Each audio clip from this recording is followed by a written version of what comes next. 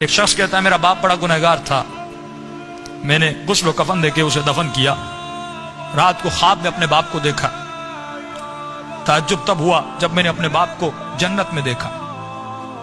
میں نے کہا بابا آپ تو بڑے گنہگار تھے، آپ تو بڑے خطاکار تھے، آپ جنت میں کیا کر رہے ہیں؟ اس نے کہا میرے لال 3 دن تک میری قبر میں آگ جل رہی تھی، 3 دن تک مجھ پر فشار قبر عذاب قبر میں مبتلا تھا، لیکن 3 دن کے بعد کچھ قبریں چھوڑ کر ایک نیک خاتون کو دفن کیا گیا، جس کی آنے کے بعد پورے قبرستان میں جن جن پہ عذاب ہو رہا تھا ان پر اللہ کی رحمتیں نازل ہونے لگیں۔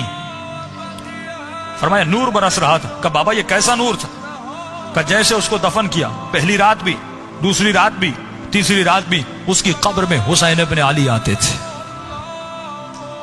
فرمایا جب اس خاتون نے میرے عذاب کو دیکھا، فرمایا اس کے دل میں رحم پیدا ہوا، اور جب امام حسین اس کی قبر میں آئے تو اس نے کہا مولا مجھ پر تو رحمتیں ہیں، لیکن یہ بھی آپ کا چاہنے والا ہے، اس کی قبر میں عذاب ہو رہا ہے، میں چاہتی ہوں میری خاطر آپ اس کی شفاعت کر دیں۔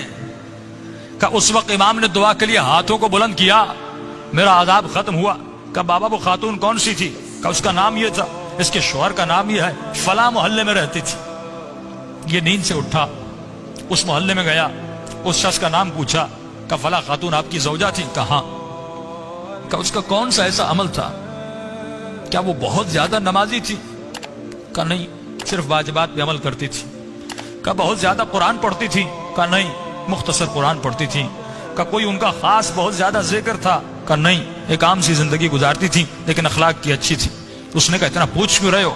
اس نے سارا واقعہ بتایا کہ آپ کی زوجہ کی خاطر میرے باپ کی شفاعت ہو گئی، کوئی تو ایسا عمل ہوگا جس کی وجہ سے امام حسین اس کی قبر میں گئے۔ تو فرمایا ایک عمل تھا جو کثرت سے کیا کرتی تھی۔ کہ وہ کون سا عمل تھا؟ فرمایا روزانہ زیارت عاشورہ پڑھا کرتی تھی۔ یہ مقام اذکرونی اذکرکم ہے کہ ہمارے چاہنے والوں تم ہمیں یاد کرو، ہم تمہیں یاد کریں گے۔